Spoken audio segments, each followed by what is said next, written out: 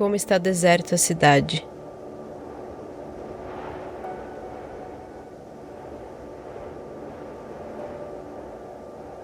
Antes tão cheia de gente.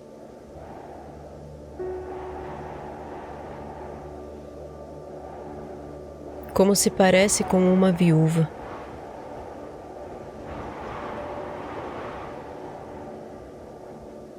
A que antes era grandiosa entre as nações,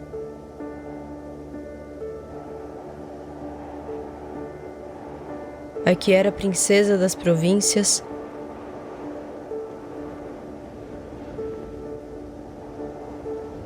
agora tornou-se uma escrava.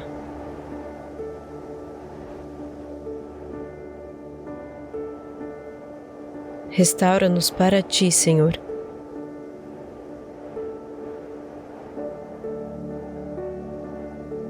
Para que voltemos.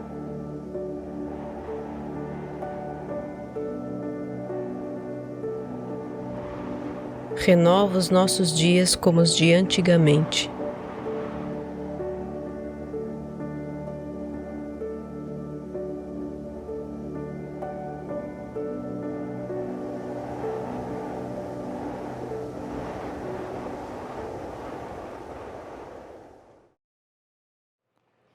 Bom dia a todos, aqueles que estão presentes aqui e você que está em casa, que a graça e a paz de Jesus inunde nossos corações nesse momento. Vamos orar? Pai, em nome de Jesus, nós queremos te agradecer. Agradecer porque muitas vezes a tua palavra nos mostra que o Senhor está no trono. O Senhor está no trono da história. O Senhor está no controle do destino do mundo, da história da humanidade. O Senhor começou algo que o Senhor vai completar. Nós te louvamos, te bendizemos por isso. Espírito Santo, nós convidamos que o Senhor venha sobre nós com tua paz, com teu amor, tua presença.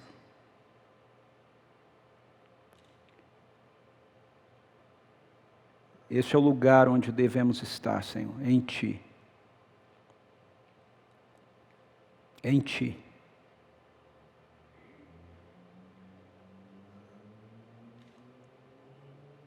Precisamos aprender a ficar neste lugar, Senhor.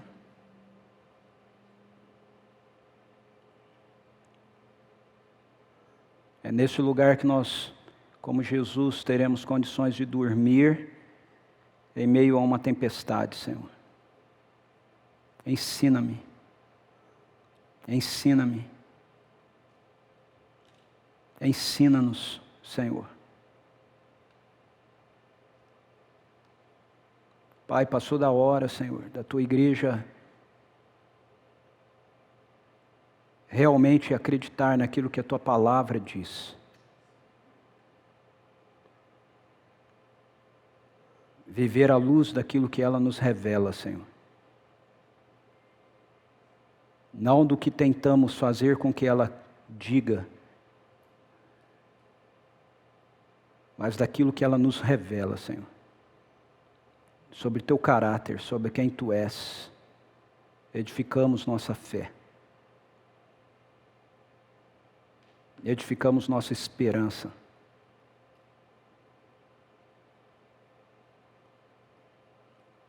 Em nome de Jesus. Amém. Amém. Ok, deixa eu dar uma olhadinha aqui no nosso chat. Se você não estiver no nosso chat, entre nele aí agora, para você dar um alô, um oi para o pessoal. Temos várias pessoas que já estão conosco aqui, algumas delas estão aí no nosso chat, dando um alô, um olhar. Se você não fez isso ainda, é facinho. Tem aí escrita a palavrinha chat, você clica nela e você vai abrir o chat, o bate-papo aí, onde você vai poder dar um bom dia, falar um oi para o pessoal. temos pessoas da nossa comunidade aqui, mas temos amigos também de outras partes do Brasil aqui com a gente, até mesmo de outras partes do mundo aqui com a gente. Louvado seja Deus por isso. Deus abençoe a vida de cada um de vocês. Isso é muito, muito joia. Sabe, essa semana eu postei algo no meu Instagram, uma frase, uma das frases que eu postei lá foi uma frase do autor C.S. Lewis.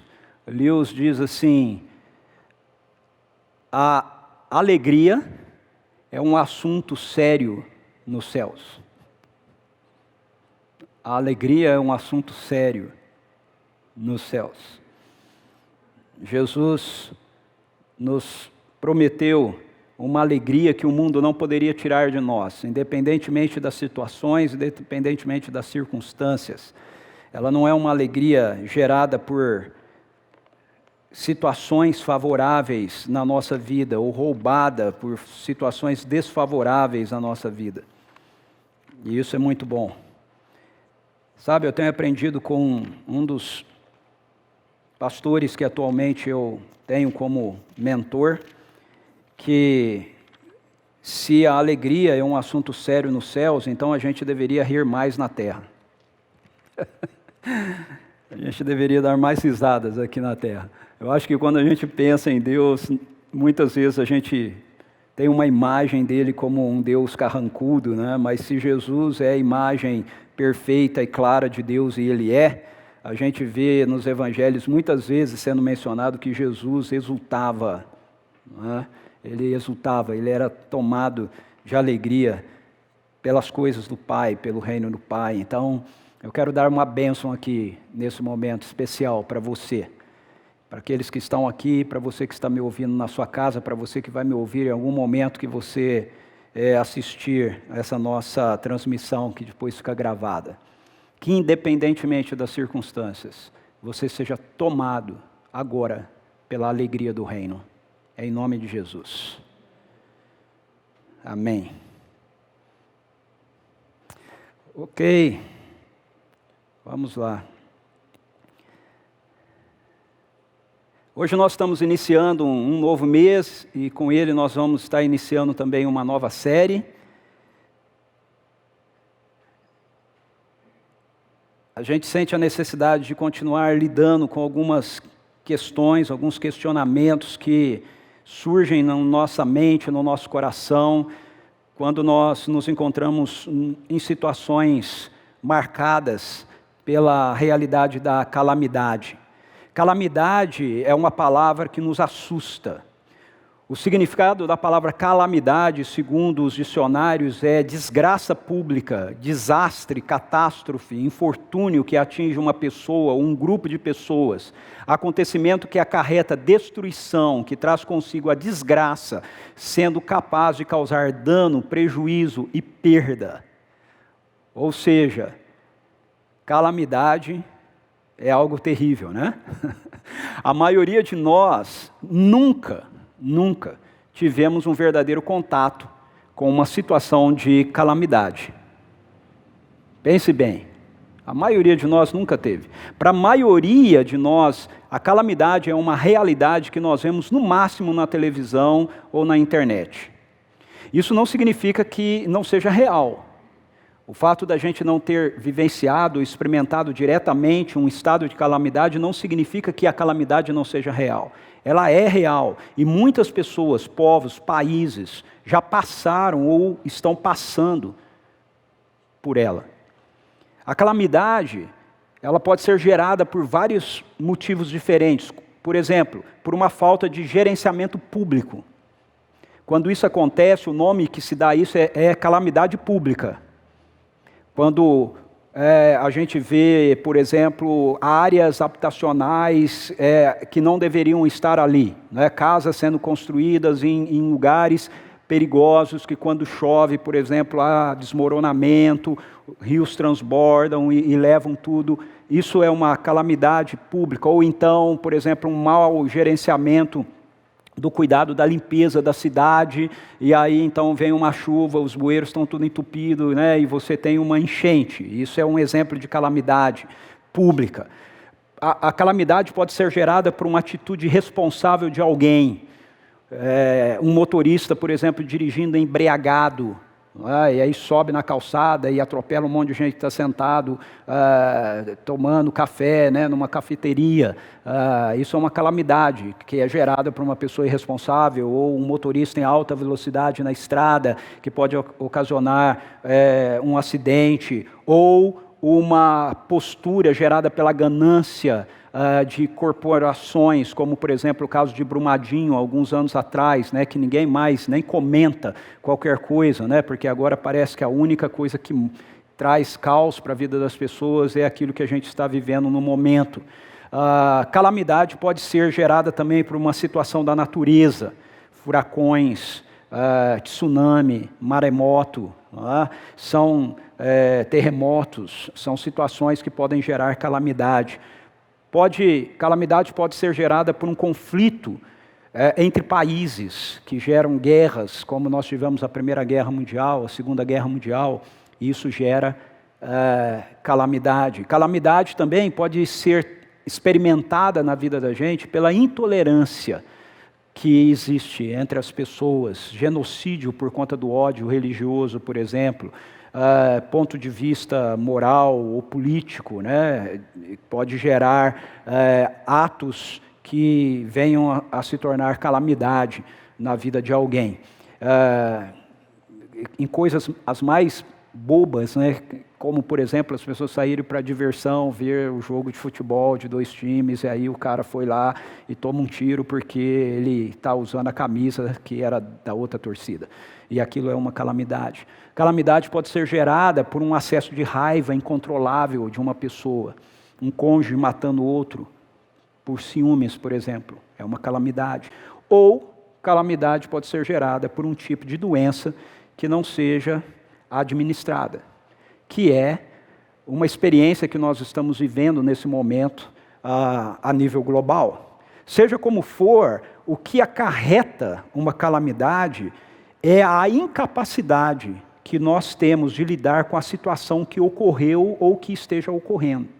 É por isso que é uma calamidade, ou seja, a necessidade de nós termos de lidar com o inevitável. Isso que torna a calamidade, calamidade. Era algo que você não estava esperando, e surgiu, aconteceu.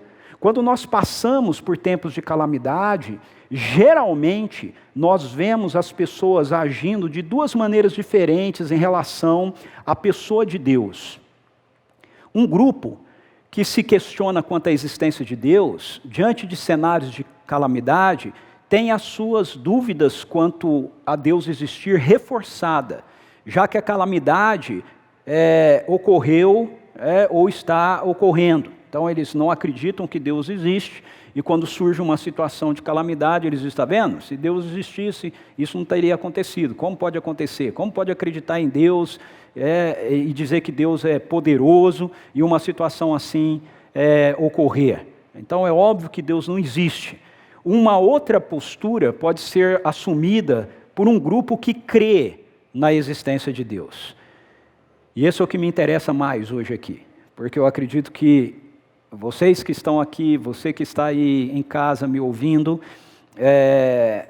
se está me ouvindo é porque você acredita na existência de Deus.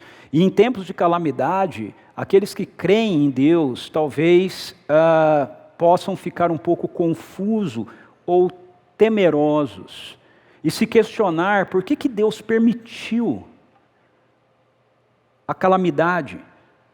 Por que Ele permitiu que uma determinada situação ocorresse? A confusão ou a temeridade pode surgir da percepção relacionada à bondade de Deus. Se Deus é bom, como as Escrituras dizem que Ele é bom, então por que algo tão terrível aconteceu? Esses são questionamentos genuínos que surgem no coração, na mente da gente, quando a gente se depara com uma situação de calamidade. O contraponto que pode nos sustentar em meio a calamidades, sejam de que ordem forem, de acordo com as Escrituras, é a esperança. Conforme os dicionários, esperança Preste atenção nessa definição. Esperança é a confiança de que algo bom acontecerá. Essa é a definição. Vocês prestaram atenção na definição de calamidade? Quantas coisas foram ditas na definição de calamidade? E esperança, o que é esperança? A esperança é a confiança de que algo bom acontecerá, mesmo que estejamos em meio a uma situação difícil. Em 2020, nós fomos introduzidos a essa situação quase que global, que passou a ser chamada de pandemia, por conta desse vírus que tem causado a enfermidade de muitas pessoas. Muitas pessoas que nós não conhecemos, mas muitas pessoas que nós também conhecemos. Muitas pessoas que estão próximas a gente. Eu acabei de receber aqui a notícia dada pela Suzy de uma pessoa muito querida nossa, que acabou de ser entubada, uma outra pessoa. Então, uma situação que levou várias pessoas à enfermidade, e muitas delas à morte. Nós ainda estamos lidando com os efeitos disso que foi chamado, ou que é chamado de Covid-19. Um vírus que gera esses efeitos bastante voláteis no organismo das pessoas. Por aquilo que eu tenho lido e com os médicos com quem tenho conversado, o que eu mais tenho ouvido ou detectado naquilo que eu tenho lido sobre o vírus é que o problema dele é esse, é que ele não tem um padrão. Dependendo de cada pessoa, ele pode se desenvolver de uma maneira, e essa é a grande dificuldade em lidar com ele. Então, diante disso, descortina-se uma esperança, que para muitos é contestável, em relação àquilo que a ciência tem se esforçado a fazer, que é a fabricação e o uso das vacinas, que estão sendo aí pesquisadas e confeccionadas para combater esse vírus, e outras pesquisas que estão sendo feitas. Eu li um artigo essa semana muito interessante de algumas pesquisas sendo feitas em Israel, por cientistas de Israel, que parece que estão descobrindo lá realmente uma cura para isso. E eu acho muito interessante, pode ser muita coincidência, mas Israel. Bem, com todo o risco de ser mal interpretado aqui, eu preciso dizer que toda essa situação que a gente está vivendo ainda não nos colocou em uma realidade de calamidade. A situação é complicada, a situação é feia, mas ela ainda não é uma situação de calamidade, do jeito que a calamidade é descrita. Ela pode sim ser uma calamidade pessoal, familiar, ok? Mas ela não é ainda classificada, não pode ser ainda classificada como uma calamidade global. Mas nós temos diante de nós, sem dúvida nenhuma, uma realidade que pode chegar a isso. E uma realidade que é inevitável. Então a pergunta é: como é que nós lidamos com isso? Como é que nós lidamos com o inevitável? Como manter a nossa esperança em meio à calamidade que nos cerca, ou que pode nos cercar? E mais ainda, como responder aos questionamentos daqueles que não acreditam em Deus? E como manter o nosso coração apegado à fé de que Deus é bom e de que as suas misericórdias duram para sempre, diante de um cenário inevitável para nós? Felizmente, queridos e queridas, há muitos textos na Bíblia que tratam dessa questão. E eu quero olhar com você para um livro nas Escrituras, dentre os livros proféticos, que é conhecido como Lamentações de Jeremias. Então, se você está com a sua Bíblia aí na sua casa, por favor, abra lá, e você que está aqui, abra a sua Bíblia aqui, ou ligue a sua Bíblia aqui, Lamentações de Jeremias, para a gente receber a direção de Deus sobre como é que nós podemos lidar com a calamidade e esperança. Enquanto você vai abrindo aí, eu vou fazer uma introdução geral do livro. Este esse livro conhecido como Lamentações de Jeremias, ele na verdade é um pequeno livro de apenas 5 capítulos.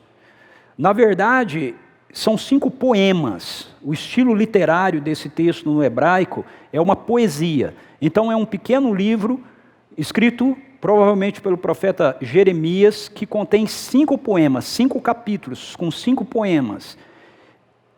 E esse texto é fortemente marcado pela emoção, pelo emocional. Ele não é um texto construído em cima da racionalidade do profeta.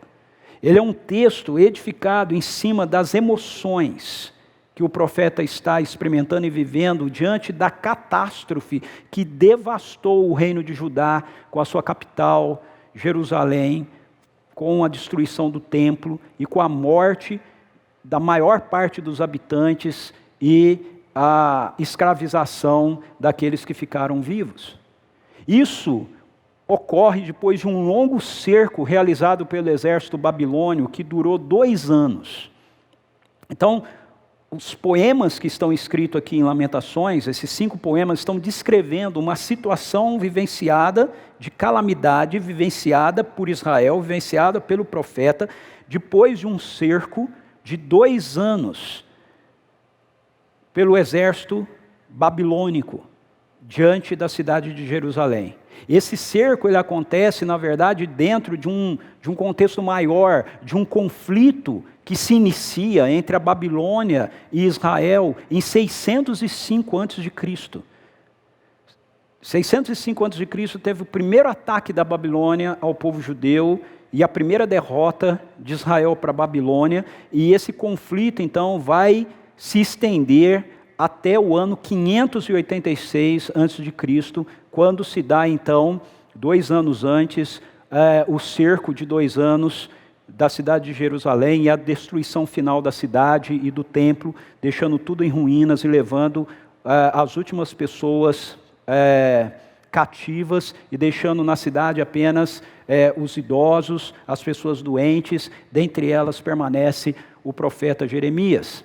O profeta Jeremias, que foi um dos servos de Deus, que ministrou a palavra do Senhor ao longo dessa época, é alguém que esteve presente em todo esse tempo de calamidade. Quando a gente lê o livro do profeta Jeremias, não Lamentações, mas o livro do profeta Jeremias, a gente vê ele descrevendo desde o início, ele participa desde o início até o final da destruição final de Jerusalém. Então ele vive todo esse momento de conflito, de calamidade na sua história. Por isso, os estudiosos bíblicos do Antigo Testamento, na sua maioria, reportam a Jeremias a autoria do livro de Lamentações. Se você ler o livro de Lamentações, você não vai encontrar o nome de Jeremias, você não vai ver em nenhum lugar aparecendo que o nome de Jeremias dizendo eu é que escrevo esse livro, como acontece no livro do profeta, mas o fato de você ler o livro profético de Jeremias e você chegar em Lamentações e ver a descrição aqui, faz com que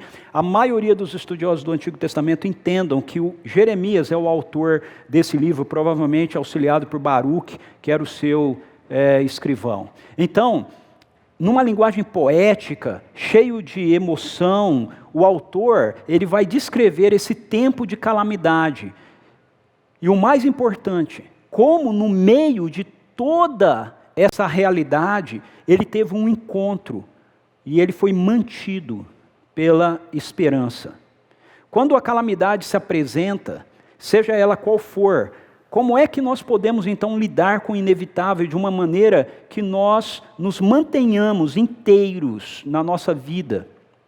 Como nós passamos por isso, experimentando a graça de Deus, fortalecendo e renovando a nossa fé pela esperança. Essa é a perspectiva do livro. Então, eu quero olhar com você hoje o capítulo 1, para encontrarmos algumas respostas para isso. Mas eu preciso esclarecer para você que, como o texto ele é um texto poético, o escritor ele usa figuras de linguagem para tratar as questões que ele está tratando aqui. E você precisa entender que ele vai usar uma linguagem apresentando a nação de Israel, a cidade de Jerusalém, como se ela fosse uma mulher. No capítulo 1, versículo 1, você já lê isso. Ele diz assim, como está deserta a grande cidade. Veja, então ele está falando da cidade. Anteriormente repleta de pessoas.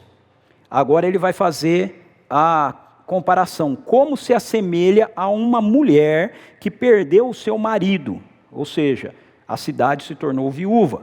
Aquela que antes era considerada por todos a grande nação da terra. A que fora a princesa de todas as províncias, hoje tornou-se uma simples escrava. Então, ele faz essa comparação da cidade de Jerusalém como se ela fosse uma viúva, uma mulher que se tornou viúva, que era uma princesa que se tornou escrava. Isso é importante você ter na sua mente ao ler o livro de Lamentações, porque você vai ver o tempo todo que ele está falando como se fosse uma mulher.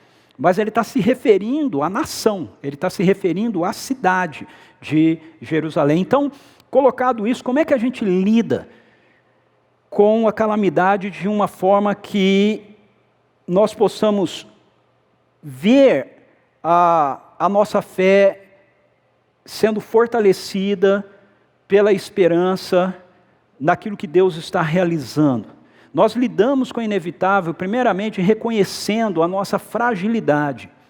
Se você ler o capítulo 1, você vai ver que a descrição que é feita aí sobre Judá, em especial sobre a cidade de Jerusalém, nos mostra que a calamidade levou a nação de Israel a reconhecer a sua insuficiência. Na verdade, de início, levou o profeta a reconhecer essa insuficiência. O povo ainda vai ficar cativo na Babilônia para a ficha cair. Mas aqui, Jeremias, ou o autor, está se colocando diante daquela situação como um representante do povo, como um representante da cidade, ok? Então, o capítulo 1 todo mostra isso para a gente. Eu vou ler alguns versos aqui para você perceber isso. Veja, eles veem essa sua insuficiência quando eles se deparam com a sua grande tristeza causada pela destruição. O verso 2 diz assim, eis que prantei amargamente durante a noite, suas lágrimas rolam, desenfreada por seu rosto.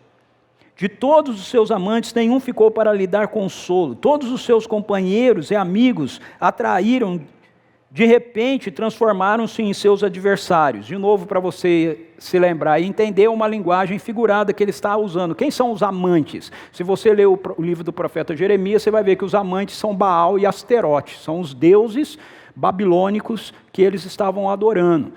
Você vai ver que os amigos são a nação do Egito, com quem os reis de Israel estavam fazendo aliança com a esperança de que eles os libertassem do jugo da Babilônia. Então, na hora do vamos ver, nem os deuses, falsos deuses, nem a nação do Egito socorreram, e eles foram tomados dessa consciência da sua insuficiência por essa grande tristeza. O verso 4, ele fala isso também, aponta também essa realidade da tristeza. Diz assim, choram as estradas para Sião, porquanto ninguém mais caminha por elas, em direção à assembleia solene e às festas fixas.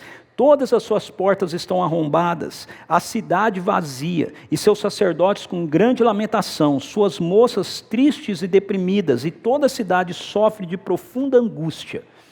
É interessante isso, né? Fazendo um comparativo aqui com todas as devidas diferenças, né? Mas o que ele está dizendo aqui é que o povo está lamentando, está triste, porque eles não podem ir ao culto, eles não podem se reunir, eles não podem adorar, eles não têm como mais irem, as estradas estavam tristes, tinham as 5 grandes festas de Jerusalém que reunia toda a população lá para adorar, né, e tudo mais, e eles não estão mais podendo fazer isso, eles têm consciência da sua limitação, da sua insuficiência, eles têm essa consciência da sua insuficiência porque eles lidam com a sua humilhação, com a tortura, com a aflição. Olha o verso 3, ele diz assim, Judá foi levada para o cativeiro e sofrerá a tortura do exílio, a humilhação, a aflição da escravidão, vivendo entre nações estrangeiras, sem encontrar a paz de suas terras.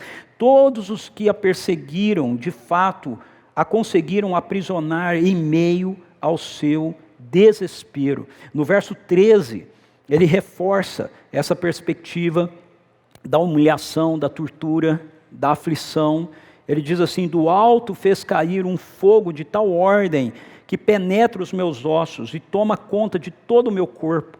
Armou uma rede a fim de enlaçar meus pés e me derrubou de costas. Deixou-me arrasada, desfalecida o dia todo. Aqui ele está enxergando a destruição causada pela Babilônia sobre eles como uma atuação realizada pelo próprio Deus contra a nação de Israel. Outra amostra que o texto nos dá aqui da consciência que eles começam a ganhar da sua insuficiência diz respeito aos seus líderes. Os seus líderes eram pessoas que estavam sem saber para onde ir, estavam sem direção. Veja o verso 6, diz assim: toda beleza e esplendor desapareceu da face da filha, cidade de Sião. Seus líderes são como corças que não encontram pastagem e conseguem apenas caminhar logo adiante do perseguidor. De novo, mantendo todas as exceções aqui, né, as diferenciações, é muito parecido, né, com o que a gente vê hoje. Os líderes mundiais, a começar da liderança do nosso próprio país, seja federal, seja estadual, seja municipal, vai somente um pouquinho à frente daquilo que está acontecendo. Na verdade, eles não têm direção, eles não sabem de verdade o que fazer, como fazer. Uma hora decide uma coisa, outra hora decide outra coisa. Estão perdidos, assim como os líderes aqui de Israel. A insuficiência é consciência para eles também, porque eles percebem que eles vivem presos a um passado que não existe mais. Olha o verso 7. Agora, pois, no dia da sua aflição e desterro, eis que Jerusalém se recorda de todas as riquezas que possuiu desde a antiguidade. Quando o seu povo caiu nas mãos dos inimigos, ninguém foi capaz de socorrê-la. Ora, os adversários a contemplaram e escarneceram da sua derrota. Essa é a realidade atual, mas o que eles estão pensando? Eles estão olhando para trás e eles estão se lembrando de toda a sua riqueza, tudo que possuíram desde toda a antiguidade, de novo, né? Algo muito parecido com algumas coisas que a gente olha e vê as pessoas, né, argumentando, falando. Quantas vezes eu ouço as pessoas dizendo: não vejo a hora disso acabar e as coisas voltarem, né? Como a gente era, como a gente fazia. Ou seja, olha para trás, está lidando com uma realidade agora, mas a mente está voltada para o passado, um passado que não existe mais. As suas posses não podem auxiliá-los em nada. Isso é outra característica da insuficiência diante da calamidade. De novo, pode ser mera coincidência o que a gente vê, né? Mas que diferença tem uma pessoa com muita posse e uma pessoa com nenhuma posse diante do vírus? O vírus olha e diz assim: não, esse aqui é bem rico, ele não dá para fazer nada com ele. Nada. Nós temos muitos amigos, pessoas ligadas a nós que estão passando por essa situação, algumas delas, pessoas com muita posse, estão entubadas. E algumas delas com pessoas com bem pouca posse, estão entubadas. Posse não nos ajuda em nada diante da calamidade. Olha o verso 10 e 11. Eles têm consciência disso. O adversário saqueia todas as suas riquezas. Ela testemunhou muitas nações pagãs invadirem o seu santuário, o templo, sendo que tu as tinha proibido de fazê-lo. Ele está se dirigindo a Deus. E nem mesmo que permanecessem na tua congregação. Toda a sua população caminha gemendo e se lamentando enquanto sai à procura de alimento. Já entregou todos os seus bens e tesouros em troca de mantimentos, a fim de que tenha forças para sobreviver. Israel está diante de uma situação de calamidade, onde eles têm consciência da sua insuficiência, porque os seus recursos não serviram para lhes ajudar em absolutamente nada. Nada. As suas alianças políticas também não podem socorrê-los. Isso deve ser um grande alerta para muitos de nós. Eu tenho visto muitos cristãos, incluindo pastores, seguidores de Jesus, depositando a esperança da salvação numa ideologia política, seja de direita, seja de esquerda, em alianças, em quem vai ser tirado, quem vai ser colocado.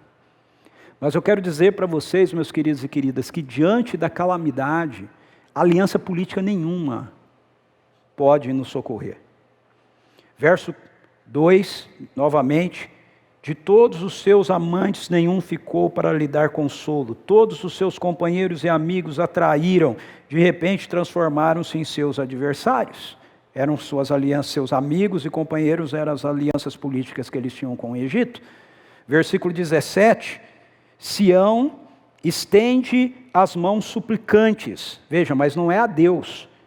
Não há quem a console. E Yahvé ordenou que os vizinhos de Jacó se tornassem seus adversários. Jerusalém se tornou execrável, anátema entre todos eles.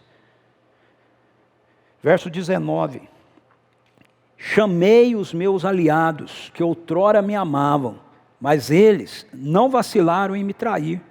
Meus sacerdotes e meus líderes, todos pereceram em plena cidade, enquanto buscavam desesperadamente por algo para comer e dar alento à vida.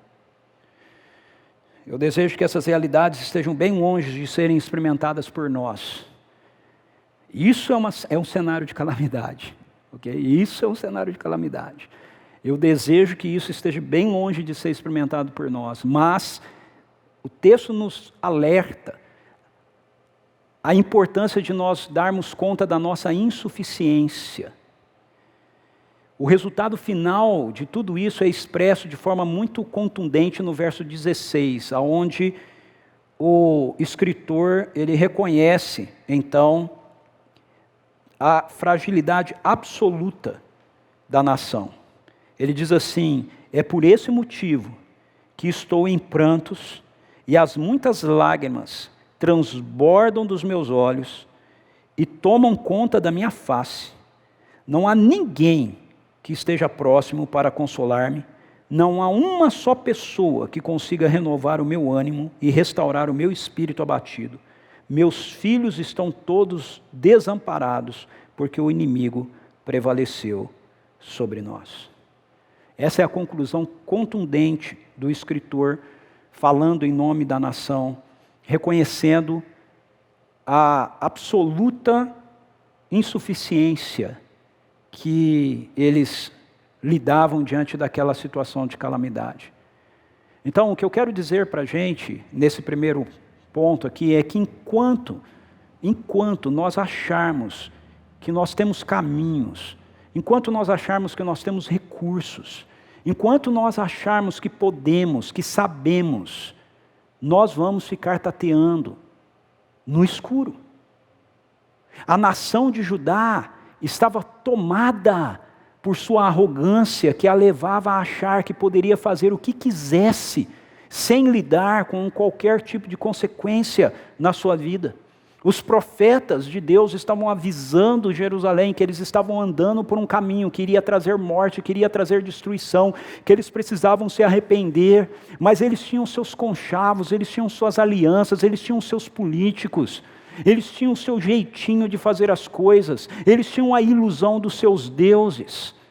Ao olhar ao nosso redor, nós nos deparamos com uma sociedade assim, ou não? Uma sociedade arrogante, uma sociedade opulenta, que acha que pode determinar a sua própria existência, que se curva aos seus próprios deuses, aos seus supostos aliados, achando que nada pode atingir. É assim que a nossa sociedade vem vivendo. Aí Deus, ironicamente, permite um vírus,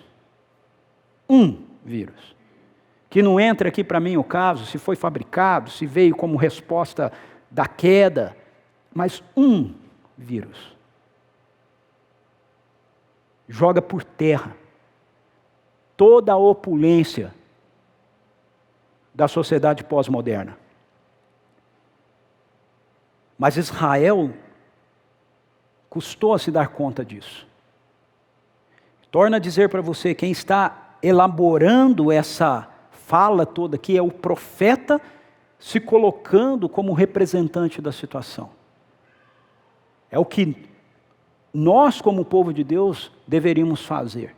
Nós deveríamos ter a consciência e nós deveríamos nos colocar assim diante de Deus e dizer para as pessoas, gente, essa é a realidade. Mas muitas vezes nós estamos nos deixando sermos alinhados pela mesma mentalidade presente na sociedade pós-moderna. Isso também acontece em Jerusalém. Se você ler o livro do profeta Jeremias, você vai ver o combate que ele tem com o que lá é chamado de falsos profetas. Porque eles estavam anunciando uma mensagem que estava alinhada com aquilo que era da cultura da época deles, e não daquilo que vinha do coração de Deus. Até que nos deparemos com o inevitável. Quando eles se depararam com o inevitável, a ficha caiu, eles disseram, nós não podemos responder a isso, nós não temos a capacidade, nós somos insuficientes. E muitas vezes a nossa sociedade vai vivendo assim, até que se depara com o inevitável. Mas ainda assim, nós temos insistido, negando a realidade do pecado. Nós temos insistido em andar na nossa soberba, com a nossa postura e tendência excludente.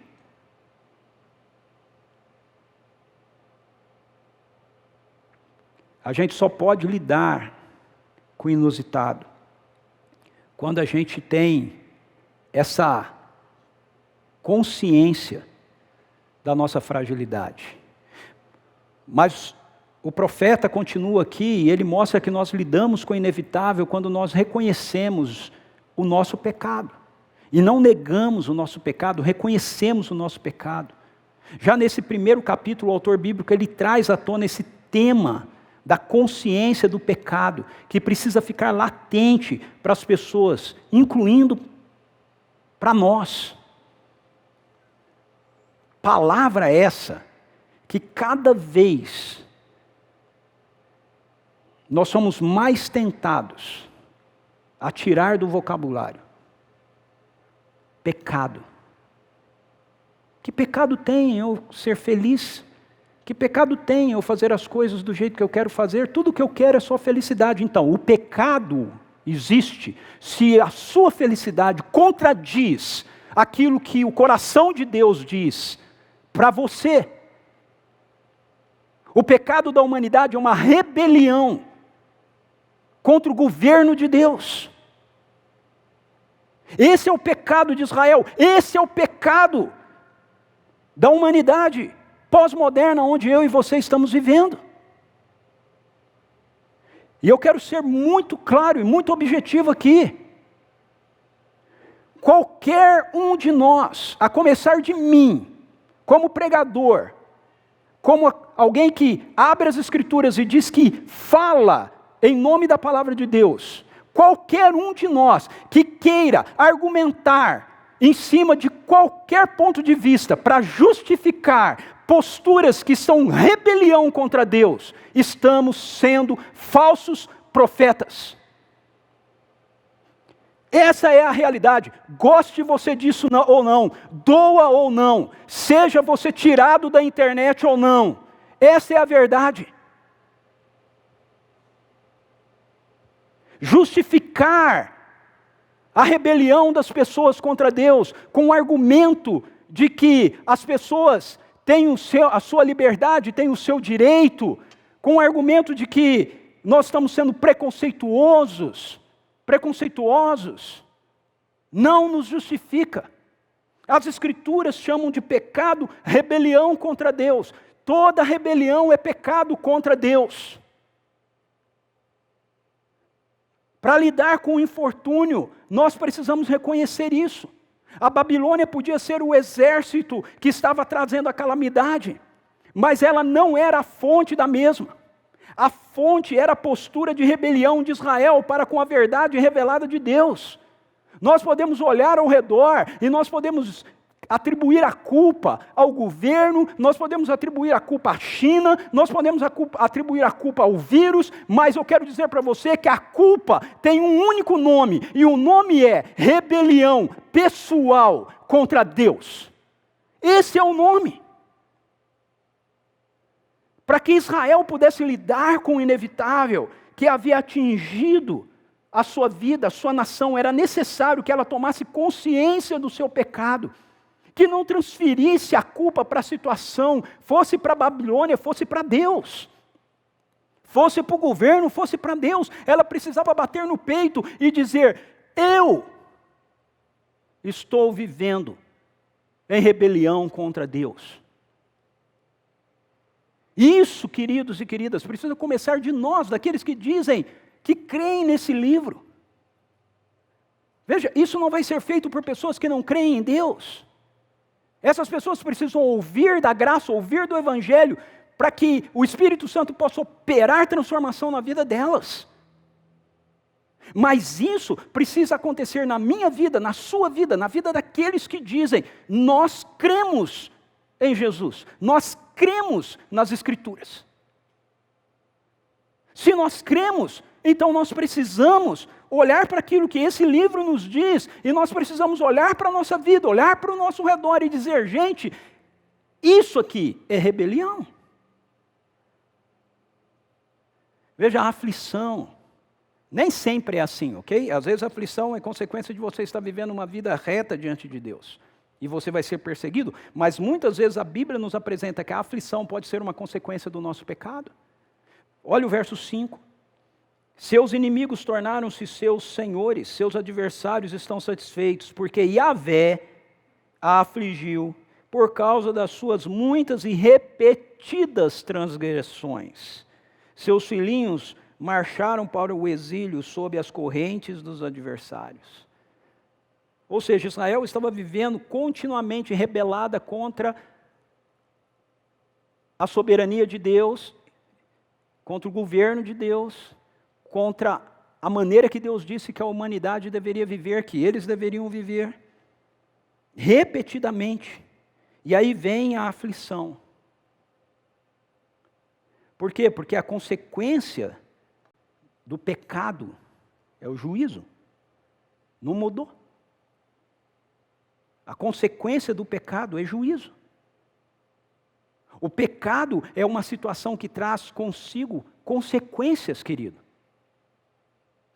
Verso 9. Sua impureza é como mancha em suas saias. Ela não podia imaginar que chegaria o dia do seu fim. Pode parecer que não, mas vai chegar o dia. Gálatas 6 nos diz que de Deus não se zomba, aquilo que o homem semear, isso ele vai colher. Ah, mas Deus é bom, Ele é gracioso, sim, Ele é bom e é gracioso. A bondade e a graça dEle nos foi dada e oferecida em Cristo Jesus. Para o nosso arrependimento e a nossa vida de conformidade com a sabedoria e a direção dEle. Mas se nós zombamos dEle, o que Ele faz não é se vingar de você, ok? O que Ele faz não é agir contra você, porque se Deus for fazer isso, assim você deixa de existir. Então o que Ele faz? Ele simplesmente tira a mão dele e diz assim: ok, vocês querem viver assim? Vivam. Arquem com as consequências que vão vir. Romanos capítulo 1, a partir do verso 18. Ele está anunciando e declarando a Israel continuamente: as suas ações vão trazer consequências. Arrependam-se, arrependam-se, arrependam-se. E Israel continua vivendo, achando que está tudo certo. Mas aí o verso 9 diz: sua impureza é como mancha em suas saias. Ela não podia imaginar que chegaria o dia do seu fim. Quantas vezes eu tenho falado para vocês que nós vivemos uma sociedade esquizofrênica? Uma sociedade que faz as coisas do jeito que ela quer fazer, que toma as atitudes do jeito que ela quer tomar, mas depois fica desesperada, inconformada com as consequências. Não é? Como pode isso acontecer? Ué, aconteceu porque você fez. Ah, mas Deus não é amor? É, mas não é um quebra-galho. Deus não existe para você viver do jeito que você quer e Ele ficar evitando as consequências que você escolhe para a sua vida. As consequências são evitadas na vida da gente quando nós nos arrependemos, quando há mudança de mente, quando há quebrantamento de coração. Mas se nós insistimos continuamente em caminhar para o precipício, é no precipício que nós vamos cair. Essa semana eu vi algumas colocações na internet que eu falei, meu Deus, meu Deus, meu Deus. Colocação de uma determinada pessoa defendendo ou justificando a pedofilia. Meu querido, uma sociedade, uma geração que não cuida das suas crianças, é uma geração que já perdeu todos os valores possíveis. Resta a nós um terrível juízo. Muitos de vocês devem ter visto matérias que passaram essa semana de 2 crianças, uma delas aqui em Campinas, colocada dentro de um barril pelos próprios pais. Nós temos uma sociedade que vive assim e nós não queremos lidar com as consequências disso. Ah, Ricardo, mas não fui eu que fiz, então também não foi Jeremias. Mas o infortúnio, quando vem para todos. Porque nós estamos fazendo parte de uma geração. Então, para a gente estar justificado diante de Deus, no mínimo nós precisamos ter uma voz como a do profeta. Dizendo pecado, pecado, pecado. O reconhecimento de Deus deixar vir as consequências do pecado precisa ser visto por nós como um ato justo e não injusto da parte de Deus. Versos 12 a 14. O profeta diz, vós que passais por mim, pela estrada, não vos comoveis? Olhai, pois, e vede se há algum sofrimento maior do que este que me foi imposto e que Yahvé mandou sobre mim no dia em que se inflamou a sua ira. Do alto fez cair um fogo de tal ordem que penetra os meus ossos e toma conta de todo o meu corpo. Armou uma rede a fim de enlaçar meus pés e me derrubou de costas, deixou-me arrasada, desfalecida o dia todo. Todo o jugo das minhas culpas e transgressões foi atado em um só feixe. Todos os meus pecados foram entretecidos e amarrados ao meu pescoço. Ele está descrevendo aqui o povo sendo amarrado, preso, sendo levado pela Babilônia. Pela sua mão, o Senhor abateu a minha força. Ele próprio entregou-me àqueles que não tenho a capacidade de vencer por mim mesmo. Verso 18. Contudo, justo é, Senhor, porquanto de fato tenho sido extremamente rebelde contra os seus mandamentos. Ou seja, o profeta olha para aquele cenário todo de caos, de calamidade, para aquele infortúnio que se abateu sobre eles. Ele diz, olha, isso pode ter vindo e foi permitido pela mão de Deus, mas se foi justo. Foi justo. Não foi injusto, foi justo. Por causa do meu pecado, por causa da minha transgressão. Nós vivemos um momento em que a nossa sociedade reforça a sua rebelião contra o governo amoroso de Deus, onde se pleiteia por liberdade, que é, na verdade, a expressão do caos. Nós vivemos em uma sociedade que quer advogar e dar razão e dar vazão a todo e qualquer desejo. Uma sociedade que tapa os ouvidos e grita alto para não ouvir a voz do Senhor, que é hipnotizada pelas mentiras satânicas, que promove a morte, a destruição.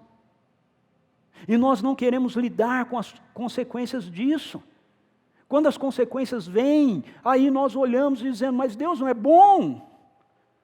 Cadê a bondade de Deus? Cadê o amor de Deus? Eu quero dizer para você que a bondade de Deus e o amor de Deus foram penduradas numa cruz. Nós é que a estamos rejeitando. Não é Ele que a está retendo, nós é que a rejeitamos. Para que o inevitável seja desfeito, nós precisamos começar com o nosso próprio arrependimento.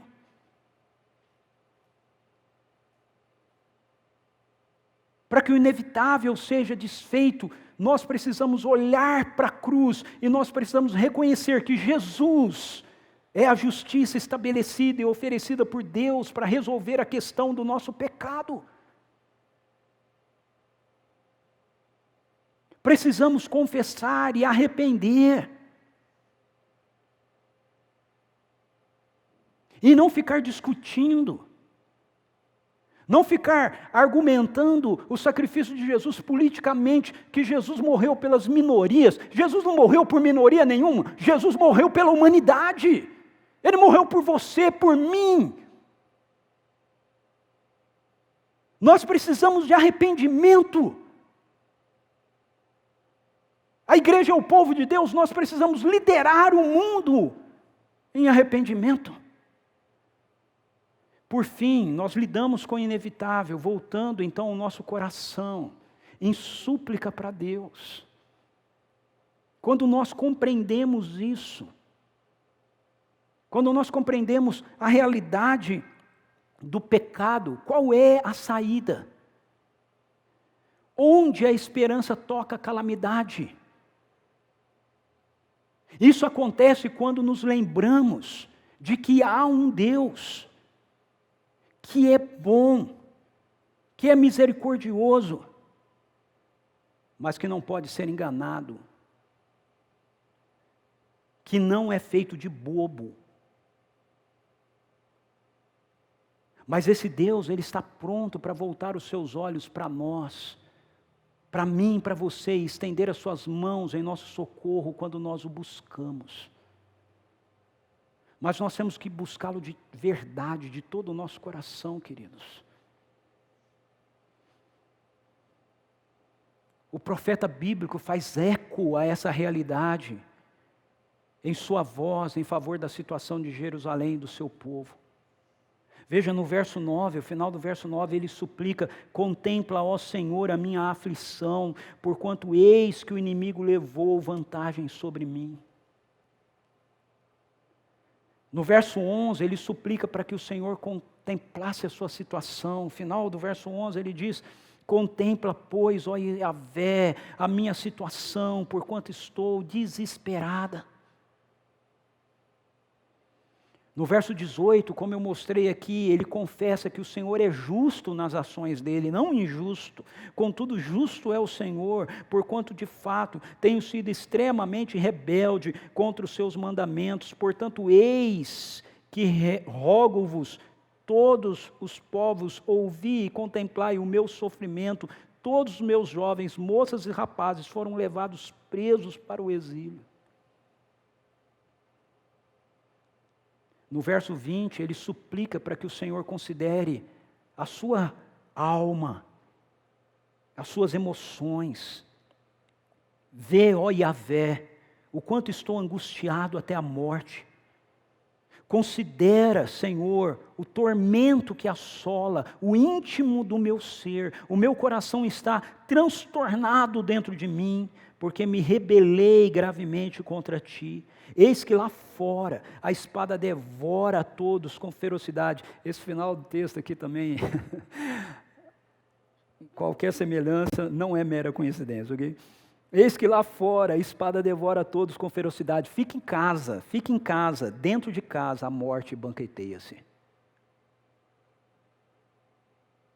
Fica em casa. Você vai ser alcançado lá. Saia para a rua. Você vai ser alcançado lá também. Sabe por quê? Porque um cenário assim só é transformado quando nós nos colocamos de joelhos e dizemos: Deus, Deus, tem misericórdia de nós. Tem misericórdia de nós, Senhor. Considera, Senhor, o tormento que assola o íntimo do meu ser. Considera, Senhor, que o meu coração está transtornado dentro de mim. Sabe por quê? Porque eu me rebelei gravemente, Senhor, contra Ti. Quando a gente vai na causa, não no efeito. O vírus é o efeito. O nome da morte não é Covid, é pecado, é rebelião. Aconteceu lá no Éden e está presente na vida de toda a humanidade. E só há uma forma disso ser corrigido. É você recebendo aquilo que Deus ofereceu como correção. Jesus, a vida dele por ti, por mim. O nosso problema não é uma enfermidade externa, por mais séria que ela seja. O nosso problema é interno. É o nosso coração. E o salmista, o profeta encontra a sua esperança naquilo que o Senhor irá fazer. Ele confessa, e no verso 21 ele diz: meu pranto e gemidos têm sido ouvidos, mas não há ninguém que possa me consolar. Todos os meus adversários estão cientes da minha tragédia e desespero. Eles comemoram e se alegram com o que fizeste. Agora veja o final disso. Todavia, eles ficarão como estou, quando chegar o grande dia que anunciaste.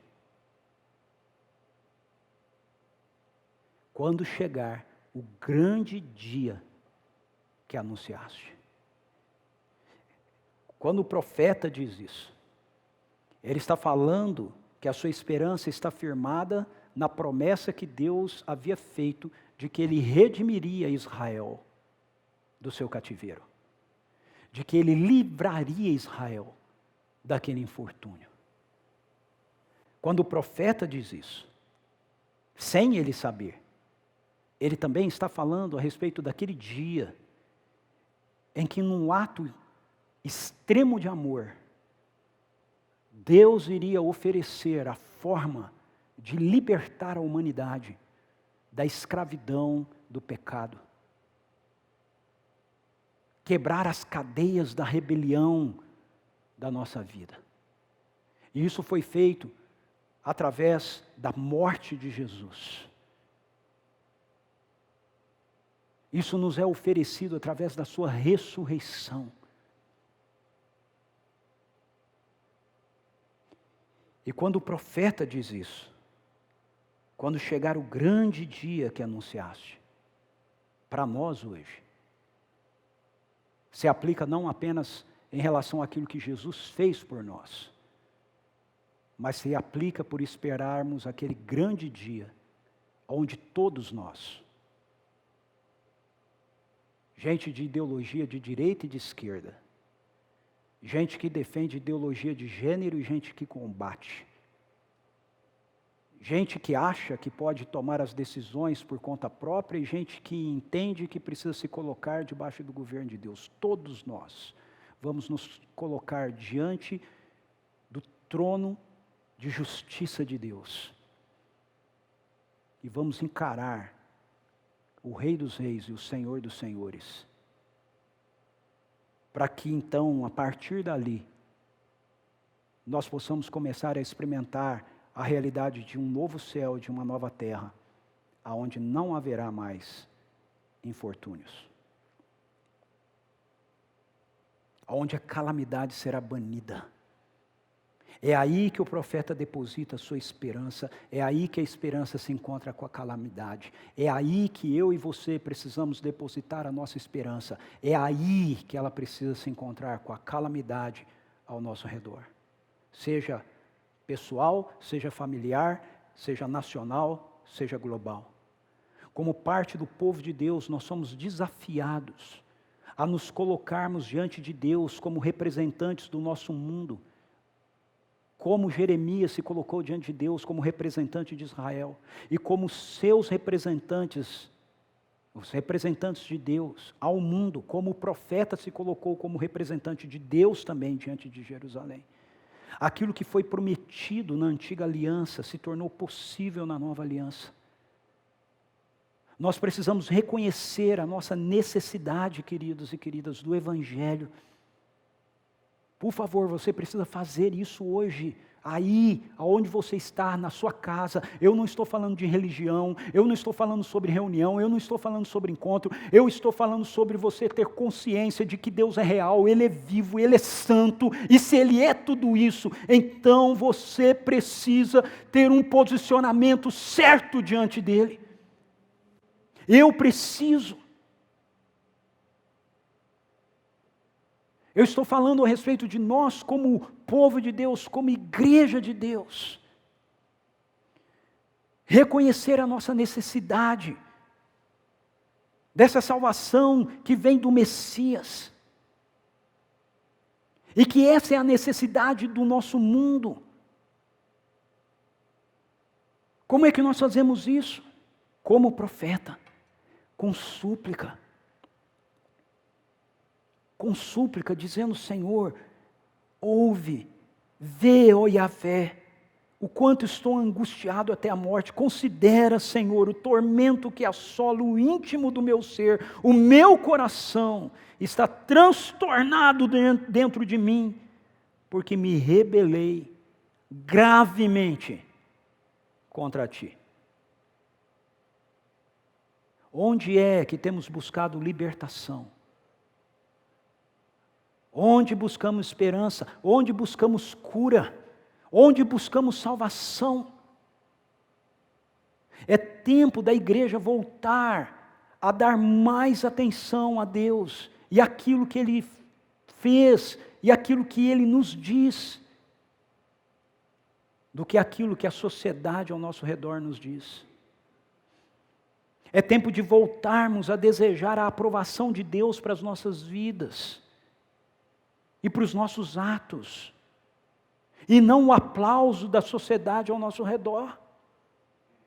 É tempo de nós reconhecermos que a justiça de Deus nos é dada em Jesus Cristo. Como nós afirmamos e vamos nos lembrar nesse momento, através da mesa do Senhor. É tempo de nós nos lembrarmos de que nós esperamos aquele dia onde todos nós estaremos diante dEle. Ou você acha que esse dia não vai chegar? Você acha que isso vai durar do jeito que é para sempre? Você acha que não vai terminar do jeito que esse livro diz que vai terminar? É tempo de voltarmos a acreditar que só em Deus, através do Messias Jesus, há salvação. Somente assim nós lidaremos com o inevitável, com o infortúnio, com a calamidade, cheios de esperança.